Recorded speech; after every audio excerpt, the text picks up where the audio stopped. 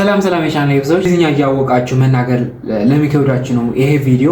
ከራሴን ታሪክ ላካፍላችሁ። 12ኛ ክፍል እያለሁ 560 ነበረኝ 12 ክፍል ውጤቴ። ይሄ ሁሉ እንደዛ እያለ ማለት ነው እንግሊዝኛ መናገር በጣም ይከብደኝ ነበረ እና ክረምት 12 ክፍል ፈተና ተፈትነን ክረምት ረፍት በነበረበት ጊዜ ማለት ነው ላንጉዌጅ ሴንተር ጆይን አደረኩ እና ያኔ ስቴጅ ወጣ ይከብደኝ ነበረ መናገር ማለት ነው።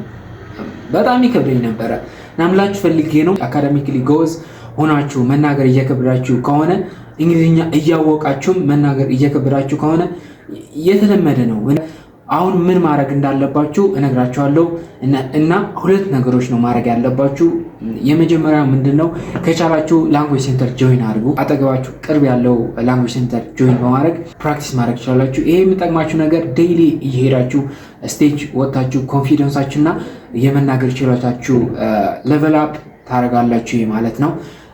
እና ይሄ እጅግ በጣም ወሳኝ ነው።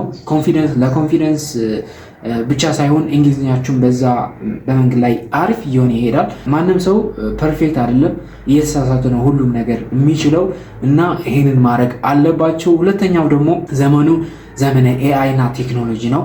ይሄን ማወቅ አለባችሁ። ስለዚህ ያላችሁን ሪሶርስ በደንብ መጠቀም ነው እና እነ ቻትጂፒቲ አለ፣ ፕራክቲስ ማድረግ ነው ዴይሊ እና መጠንቀቅ ያለባችሁ። ቻትጂፒቲ ግን ሁሌ ልክ እንደ ትክክል የሆናችሁ ነው አክት የሚያደርገው እና ሁሌም ስትጠይቁት ፕሮምፕቱ በደንብ አክት as a professional English teacher and correct me if there is any grammatical error ብላችሁ ሁሉም መናገር አለባችሁ ማለት።